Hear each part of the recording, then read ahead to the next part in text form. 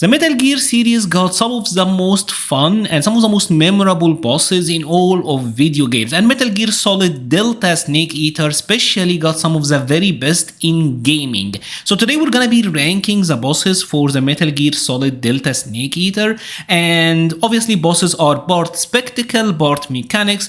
Every boss fight in this game is very good, and we're gonna be ranking them from the weakest to the very best. I'm not gonna be ranking the boss fight with the Sorrow specifically, because this is more of like a cinematic experience than an actual boss fight, and I'm gonna be telling you about some of the tips and tricks on these bosses maybe that you didn't know, because there are so many cool things you can do in this game. So let's start first with the weakest boss in my opinion, and that is the Shagahod. And yeah, thematically the Shagahod is insane. Spectacle wise, this is so cool. You're with Eva on the bike, and this insane nuclear able tank is haunting you and it's chasing you. It's very cool.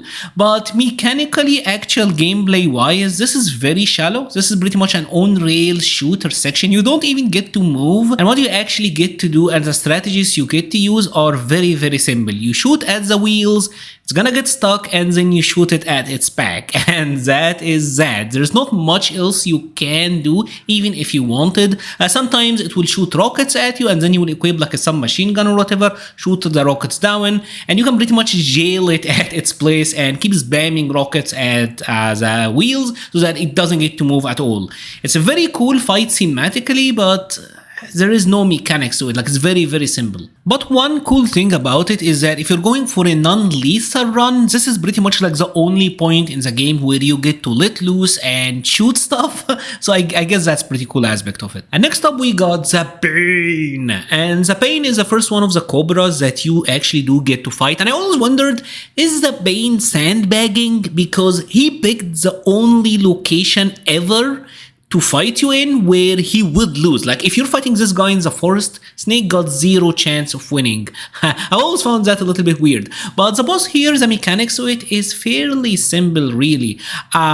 Bees can't follow you underwater, so most of the time you're gonna take cover behind that little piece of rock and shoot at him. You can equip your AK and shoot him from the water, even guns if you want to go for a non-lethal run. Sometimes he's gonna try to throw bombs at you, and these bombs, if you shoot it early enough, it can actually drop down and hurt him. I mean, sometimes he will equip the bees, like it will cover him and he will be armored, and you must throw grenades at him.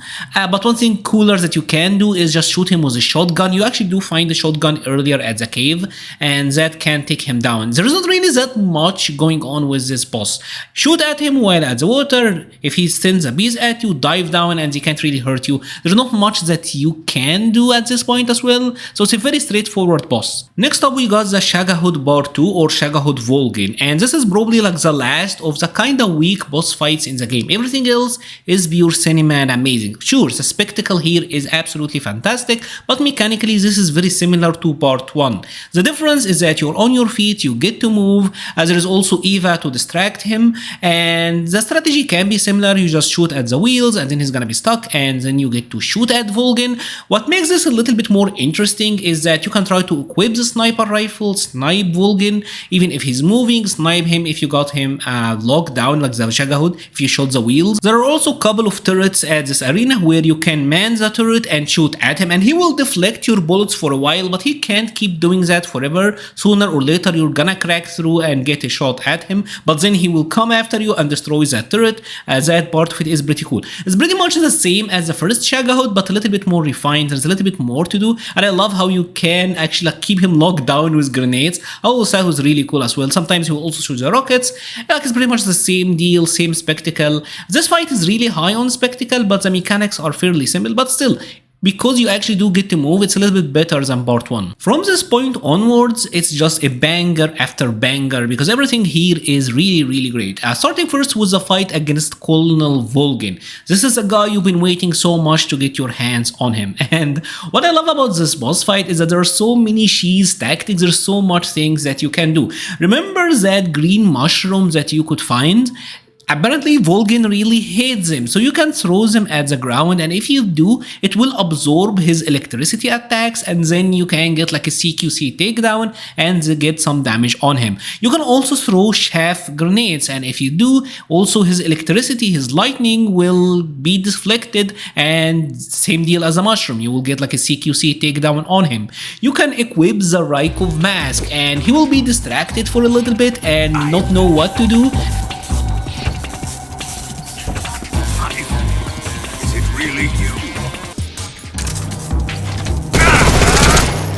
And just like the fight with the Shagahod, if you equip an automatic weapon and you shoot at him heavily, he will shield himself, but eventually you'll be able to get through, get some damage on him. And obviously there is a good old fake death spell trick.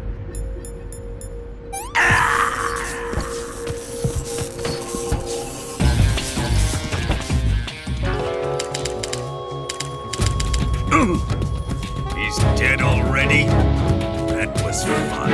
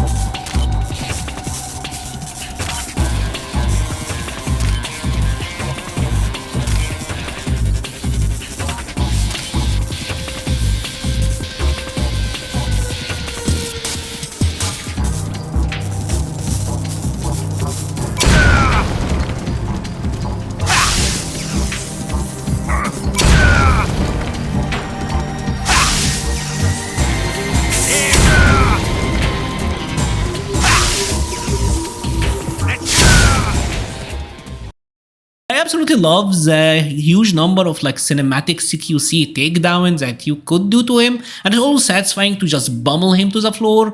So I really love this fight. Hey there, hope you are enjoying the video and thank you so much for watching, and as a gesture of me thanking you, I'm bringing you like 2 Emma Frosts. If you want to see more of this, which you probably would, and you haven't subscribed yet, please consider subscribing because it would really help the channel and it would really make me and the Emmas so happy.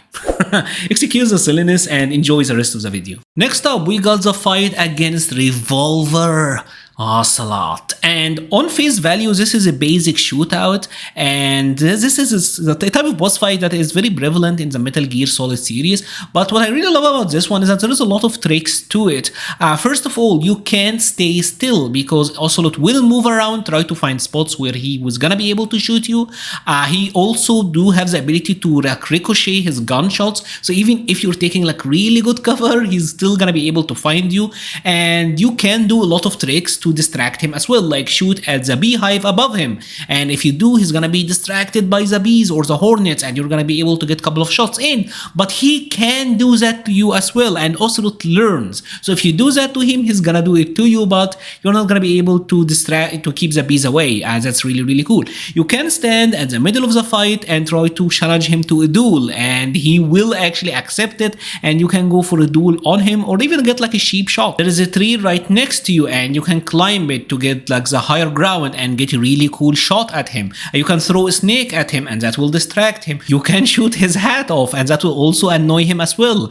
This is a fight that is really freeform. There's so much that you can do, so much room for trickery, so I absolutely love it. And next up, obviously, we got the fight with Zafir, and I absolutely love this fight. If there is one fight in the game that got substantially easier because of the changes to the camera in Metal Gear Solid Delta, it is this one, because it's much easier to see him regularly now. Now obviously you can equip the thermal goggles and have like really easy time shooting at him, but if you're going for like non-lethal run, this one is so much fun because of what you can do. So the thing about Zafir is that his camo makes his stamina depletes really quickly, and if he goes down to 2 bars of stamina, he's gonna try looking for food, and that's where you can really mess with him. If you are storing like rotten food, for example, you can throw it at the ground and then he's gonna come down down and try to eat it, and then he will find like it's rotten, and then he will throw up, further draining his stamina, and you will get like a free shot at him.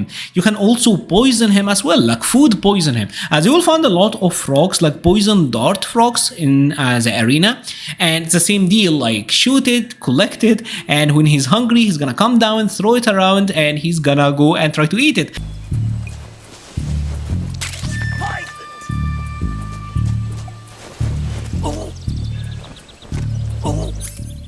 You can also play the fake discard and fake your own death, and then if you're going for like a lethal run, you can try to actually burn him and he's gonna catch on fire and gradually lose health. Or if you're going for like a non-lethal run, you can go for like a stun grenade as well, and that will heavily deplete his stamina bar. This fight, it's so open-ended on like what you can do. It got substantially easier, but still one of the coolest boss fights in the game to me. And next up we got the fight with the Fury, and I feel like the fight with the Fury is probably the most underrated boss fight in Metal Gear Solid Delta.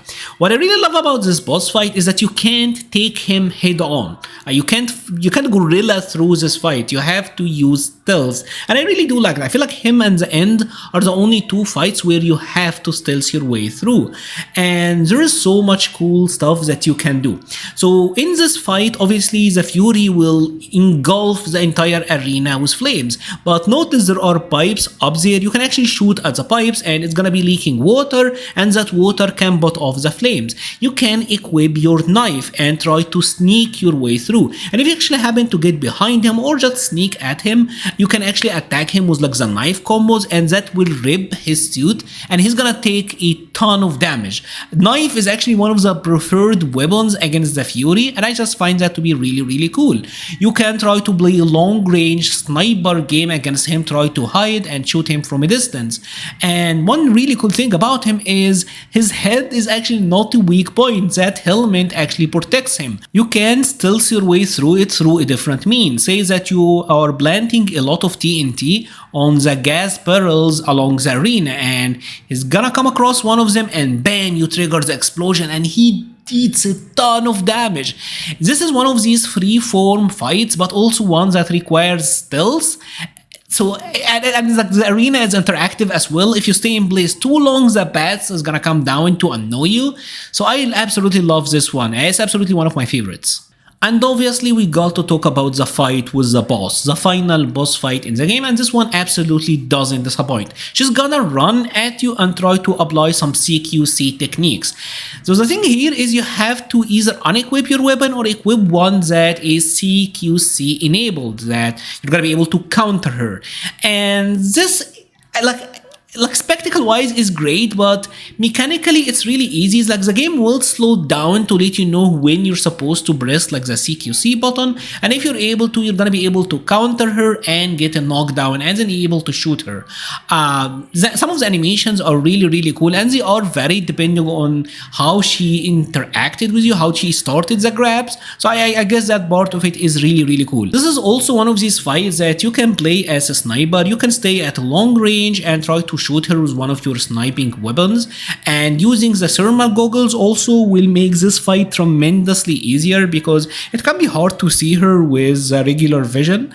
She really is well camouflaged for the arena you're fighting in, and if you yourself want to camouflage yourself, the best one is using the snow camo. It will do wonders in this very particular fight. If you're crouched, you'll be like 90% crouched, so that's great. You can try to stealth your way through it, get up close to her and shoot her from her side or the back, as that can work out really well for you as well.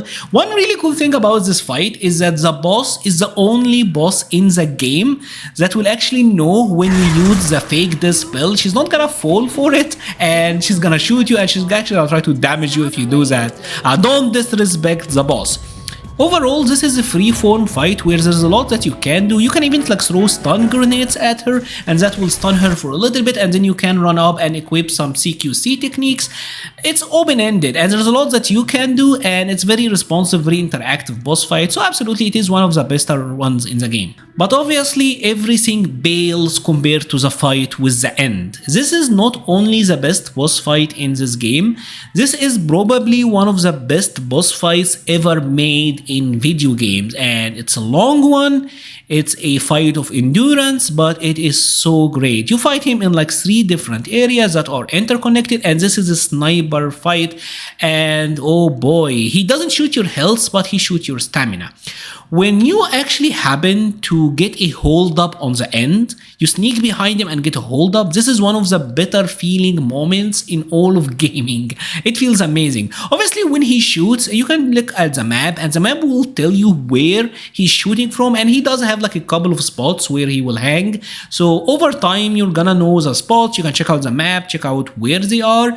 With now the ability to have better vision thanks to the new camera, it's much easier than it was before, but it's still absolutely tremendous. You can actually shoot his parrot, and that's actually recommended, because if you do, that parrot will tell him like where you are if it spotted you, and it will be like a ghost when he actually dies. I've always found that to be like a little bit hilarious. Obviously there is sun flare to let you know like where he is, and if you happen to find him, he runs, but you can try to get like a couple of shots in while he's running. So this is a very open-ended fight, and obviously it's very draining. It takes a lot of time, and it's just so much fun. Like there is nothing like it in all of gaming. One of the most unique fights, and obviously there is a ton of tricks like how you can skip this fight entirely. If it took too long, he can die from old age. It's such a cool boss fight, and easily the most memorable one in the game. And that's about it. What are your thoughts on this video? Do you agree with me with this order? Do you disagree? I would love to hear your thoughts all about it in the comment section below. I will be leaving a link to the Patreon, Discord, Twitter, and Twitch page in the description. Thank you so much for watching, and stay safe.